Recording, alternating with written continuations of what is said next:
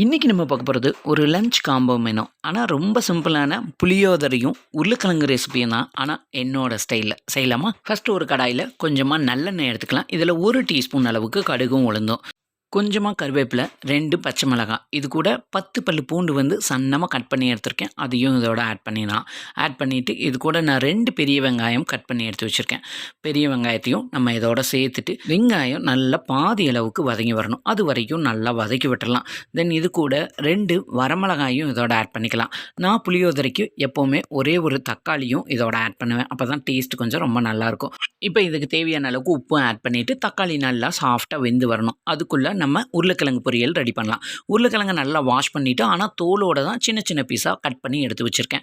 அந்த உருளைக்கிழங்கை நல்லா கொதிக்கிற தண்ணியில் போட்டு ஃபுல்லாக வேகக்கூடாது, பாதி அளவு மட்டும் வெந்தால் போதும், ரொம்ப வெந்துடக்கூடாது.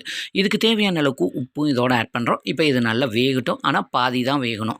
இப்போ இந்த வெங்காயம் தக்காளி எல்லாம் வதங்கினதுக்கப்புறமா நான் கொஞ்சமாக புளி வந்து ஊற வச்சுருக்கேன்.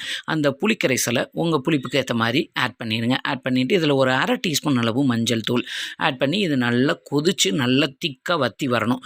இப்போ பாருங்கள், உருளைக்கிழங்கும் பாதி அளவு வெந்ததுக்கப்புறமா இந்த தண்ணியெல்லாம் வடிச்சிட்டு தனியாக எடுத்து வச்சுக்கலாம். இந்த அளவுக்கு புளி நல்லா வற்றினதுக்கப்புறமா இதில் கடைசியாக ஒரு 1/4 டீஸ்பூன் அளவுக்கு பெருங்காயத்தூளும் இதோட ஆட் பண்ணிடுங்க. ஏன்னா அது வந்து வீடியோவில் கட் ஆயிடுச்சு. இப்போ இன்னொரு பேனில் கொஞ்சமாக தேங்காய் எண்ணெய் எடுத்துக்கோங்க. கடுகு உளுந்து 1 டீஸ்பூன் அளவுக்கு இதோட ஆட் பண்ணிடுங்க. கடுகு நல்லா பொரிஞ்சதுக்கப்புறமா கொஞ்சமாக கருவேப்பிலை, நம்ம பாதி வேக வச்சு எடுத்து உருளைக்கிழங்கு இருக்கு இல்லையா, அந்த உருளைக்கிழங்கையும் இதோட ஆட் பண்ணிடுங்க. இந்த உருளைக்கிழங்கு தேவையான அளவுக்கு உப்பும் இதோட சேர்த்துக்கோங்க. 1/4 டீஸ்பூன் அளவுக்கு மஞ்சள் தூள், 1/2 டீஸ்பூன் அளவுக்கு நார்மல் மிளகாய் தூள், உங்கள் காரத்துக்கு ஏற்ற மாதிரி கூட்டி குறைச்சி சேர்த்துக்கோங்க. இப்போ இதெல்லாம் நல்லா மிக்ஸ் பண்ணி கொடுத்துட்டு இந்த தேங்காய் எண்ணெயிலேயே இந்த உருளைக்கிழங்கு நல்லா வெந்து ஃப்ரை ஆகி வரணும். அது வரைக்கும் அதை வந்து லோ ஃப்ளேம்லேயே வச்சு வேக வைங்க. பாருங்கள், புளி நல்லா வற்றி வந்ததுக்கப்புறமா இப்போ ஸ்டவ் ஆஃப் பண்ணிவிட்டு நம்ம வேக வச்சு ஆற வச்ச சாதத்தை இதோடு சேர்த்து நல்லா கலந்து கொடுத்துருங்க.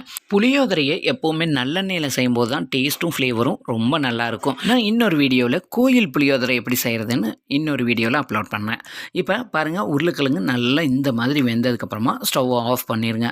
சிம்பிளான லஞ்ச் காம்போ தான். ஆனால் இந்த புளியோதரையும் இந்த உருளைக்கிழங்கு பொரியலுக்கும் ஒரு சூப்பராக இருக்கும். கண்டிப்பாக இந்த ரெசிப்பியை நீங்களும் ட்ரை பண்ணி பாருங்கள். இந்த புளியோதரை கூட இந்த மாதிரி ஒரு குடல் வத்தலோ அப்பளமாக வச்சு சாப்பிட்டீங்கன்னா சூப்பராக இருக்கும். கண்டிப்பாக இந்த வீடியோ பிடிச்சிருந்தா உங்கள் ஃப்ரெண்ட்ஸ் அண்ட் ஃபேமிலிக்கு ஷேர் பண்ணுங்கள். இது அவங்களுக்கு ரொம்ப ரொம்ப யூஸ்ஃபுல்லாக இருக்கும்.